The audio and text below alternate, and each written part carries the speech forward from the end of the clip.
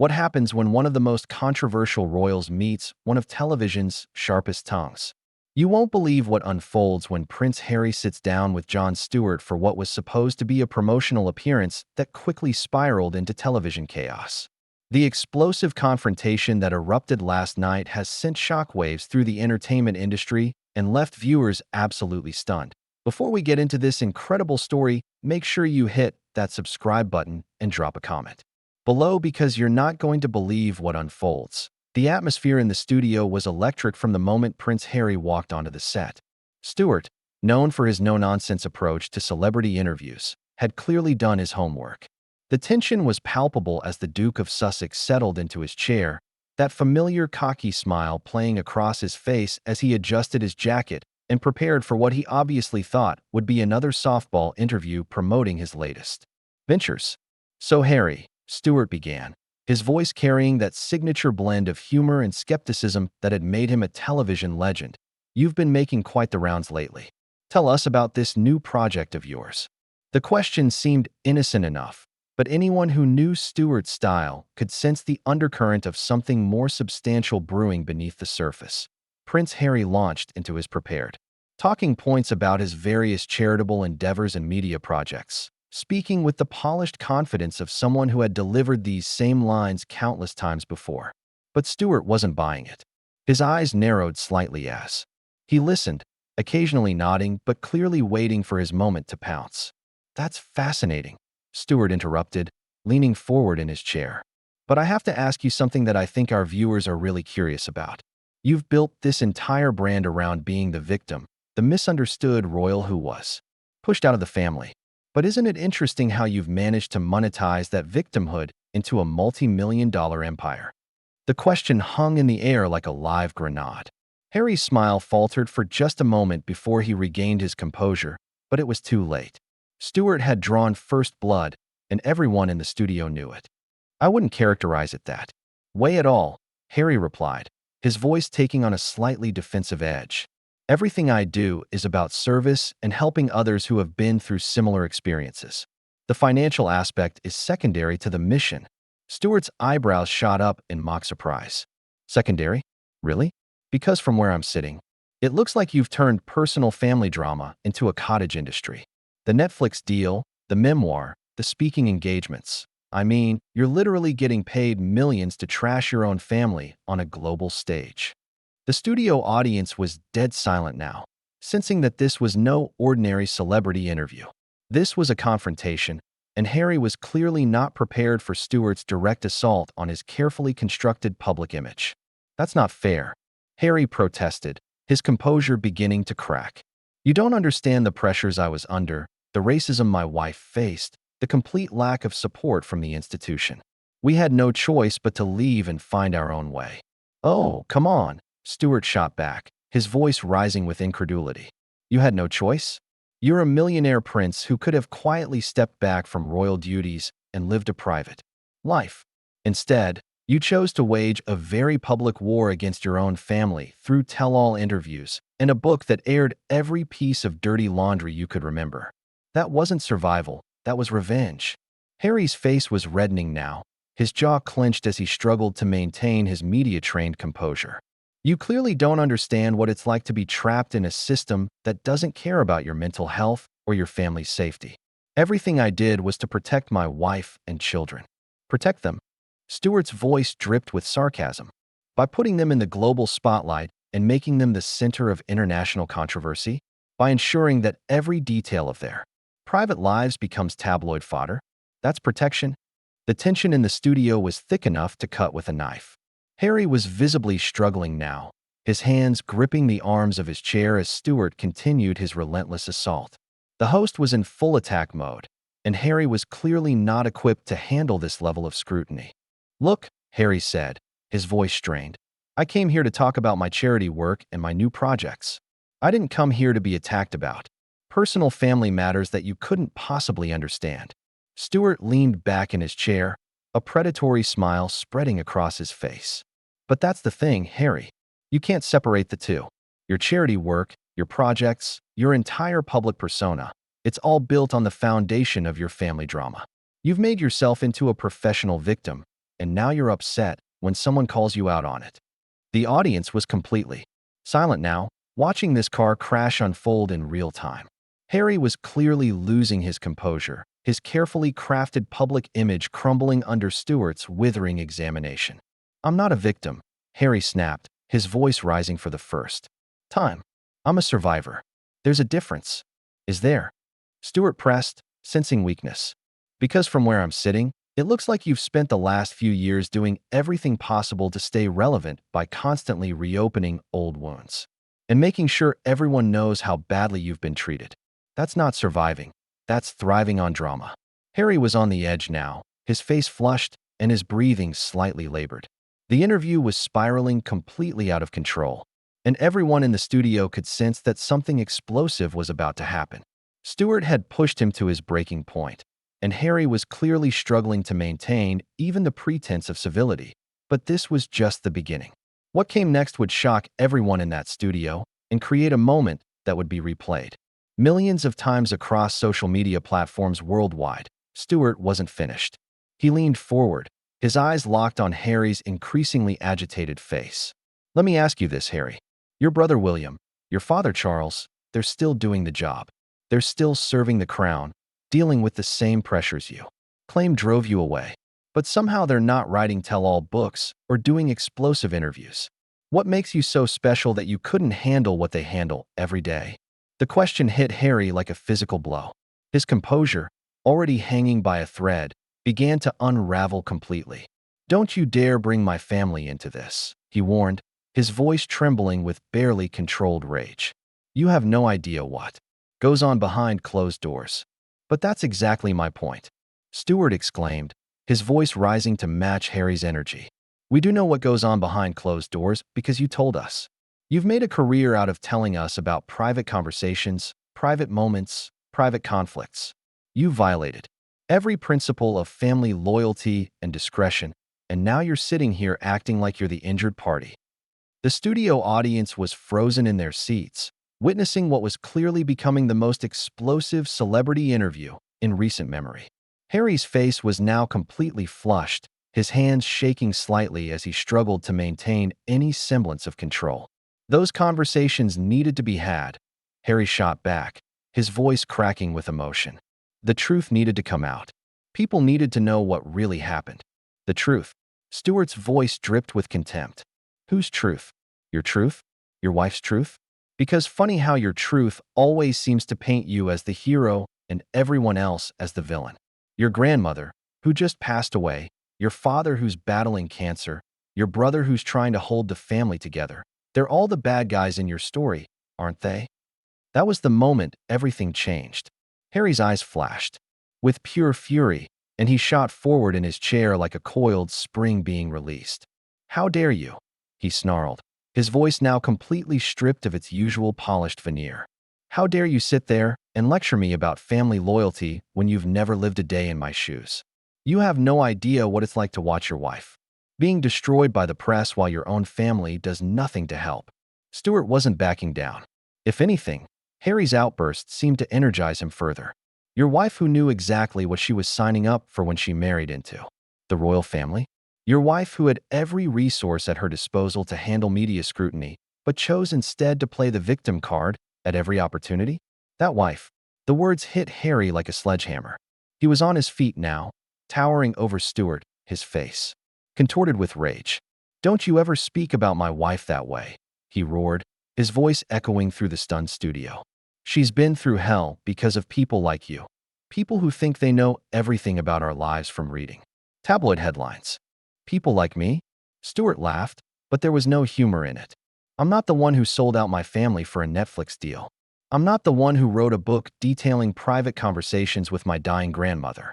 I'm not the one who sat on television and accused my own family of racism without providing a shred of evidence. That's all you, buddy." The accusation hung in the air like a toxic cloud. Harry was visibly shaking now, his carefully constructed public persona completely obliterated. "You want evidence?" he screamed, his voice breaking. "The evidence is what happened to my mother. The evidence is watching history repeat itself with my wife. The evidence is being cut off financially and having your security removed while the press hunts you down like animals. "Oh, here we go again," Stewart said, throwing his hands up in mock exasperation. "The Diana card. Every time you get called out on your behavior, you hide behind your mother's memory.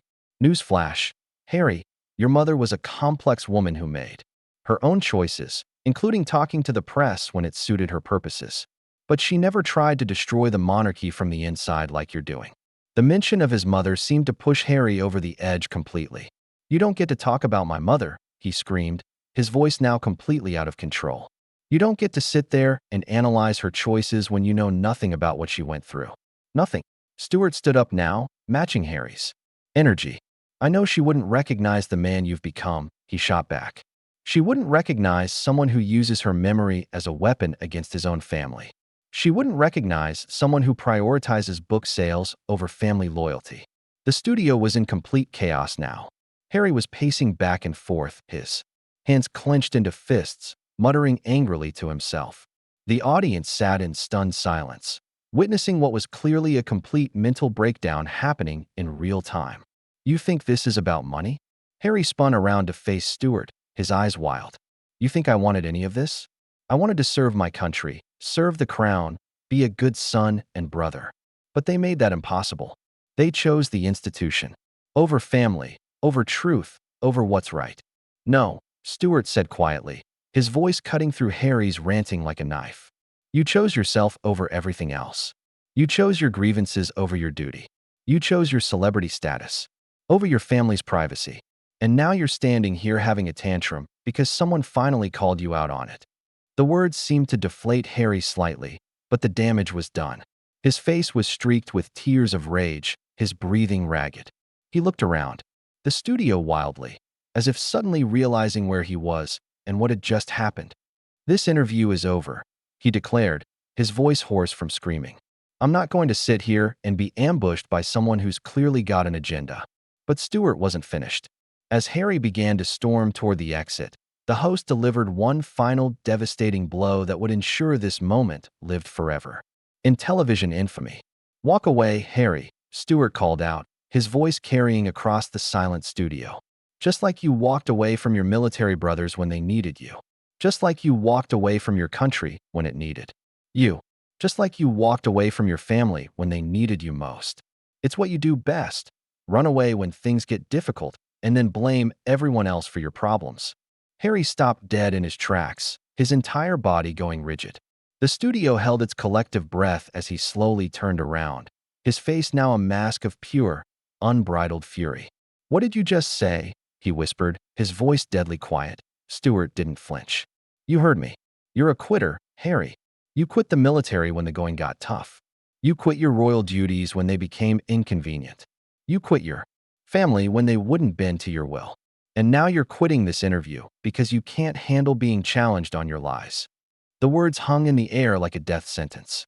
Harry's hands were shaking so violently now that everyone in the studio could see it. His face had gone from red to an almost purple shade of rage, and his breathing was coming in short, sharp gasps. "I never quit anything," Harry snarled, his voice barely human now. "I was forced out of the military because of security concerns. I was forced out of the royal family because they wouldn't protect my wife from racist attacks. I was forced out of my own country because the press was trying to destroy us." "Forced out?" Stewart laughed, but it was a harsh, mocking sound. "You were given every opportunity to make it work. The Queen herself tried to find a compromise that would let you keep one foot in and one foot out. But that wasn't good enough for you, was it? You wanted all the perks of royalty without any of the responsibilities. You wanted to be able to cash in on your title while bad-mouthing the institution that gave it to you." Harry was walking back towards Stewart now, his movements predatory and dangerous. The security personnel around the studio were clearly on high alert, ready to intervene if things got physical. "You don't know what you're talking about," Harry growled. "You sit there in your comfortable little studio, making jokes about things you could never understand. You've never had to choose between your family and your principles." "Your principles?" Stewart's voice rose to a crescendo. "What principles?" "The principle of cashing in on family secrets? The principle of throwing your dying grandfather under the bus for a book deal? The principle of accusing your family of racism on international television without providing any evidence? Those principles. There was evidence. Harry screamed, completely losing what little control he had left. There were conversations. There were actions. There were years of subtle and not so subtle racism that you wouldn't understand because you're not married to a woman of color. Stewart was on his feet now, matching Harry's intensity. Then why didn't you provide the evidence? Why didn't you name names? Why didn't you give specifics instead of vague accusations that let people's imaginations run wild? Because you knew that if you actually told the truth, your story would fall apart, wouldn't it? The accusation seemed to hit Harry like a physical blow. He staggered backward, his face contorting with rage and something that looked almost like panic. "You're twisting everything," he gasped. "You're making me out to be the villain when I'm the victim here." "There it is again," Stewart said, his voice now cold and clinical. "The victim card. You're a 40-year-old man who's been handed every advantage in life, and you're still playing the victim. Your wife is a successful actress who knew exactly what she was signing up for when she married you. Your children are going to grow up as millionaires with access to opportunities that 99.9% of the world's population could never dream of. But somehow you're the victims in this story." Harry was crying now, tears of rage and frustration streaming down his face. "You don't understand," he sobbed. "You don't understand what it's like to watch your wife contemplating suicide because of the pressure. You don't understand what it's like to feel trapped in a system that doesn't care about your mental health or your family's safety. Then why didn't you handle it privately?" Stewart pressed, sensing that Harry was completely broken now. "Why didn't you work within the system to fix the problems instead of burning everything down and running away? Why didn't you try to change things from the inside instead of becoming a professional victim on the outside?" The question seemed to deflate Harry completely. He stood there in the middle of the studio, tears streaming down his face, his expensive suit wrinkled and disheveled, looking like a man who had just realized that all his carefully constructed justifications had crumbled around him. "Because," he whispered, his voice barely audible, "because I was scared, because I was angry, because I wanted them to hurt the way they hurt me." The admission hung in the air like a confession. Stewart stared at him for a long moment, and for the first time in the entire interview, his expression softened slightly. "There it is," he said quietly. "The truth. This was never about protecting your family or fighting racism or standing up for principles. This was about revenge. You wanted to hurt them back." Harry looked around the studio, suddenly seeming to realize where he was and what had just happened. The cameras were still rolling, capturing every moment of his complete breakdown. The audience was staring at him in shocked silence, witnessing the complete destruction of a man's public image. In real time. Harry started to say something, then stopped. He looked at Stewart, then at the cameras, then at the audience. His face crumpled, and he covered it with his hands. I can't do this anymore." Without another word, Harry turned and walked toward the exit. But this time, there was no anger in his movements, no defiance. He walked like a man defeated, a man who had just realized that all his justifications and excuses had been stripped away, leaving nothing but the ugly truth of his motivations. As he reached the door, he paused for just a moment and looked back at Stewart. "You got what you wanted," he said quietly. "I hope you're happy." And then he was gone, leaving behind a studio full of stunned silence and the smoking ruins of what had once been a carefully crafted public image. Stewart stood there for a moment, looking at the empty doorway, then turned back to the cameras. "Ladies and gentlemen," he said, his voice subdued, "Prince Harry has left the building." The cameras kept rolling as the studio erupted in chaos, but the story was over. Harry's dramatic exit marked the end of one of the most explosive celebrity interviews in television history, a moment that would be analyzed, replayed, and dissected for years to come. The confrontation had stripped away all pretense and revealed the raw, ugly truth beneath the carefully constructed narrative of victimhood and noble sacrifice. In the end, Stewart had done what no other interviewer had managed to do.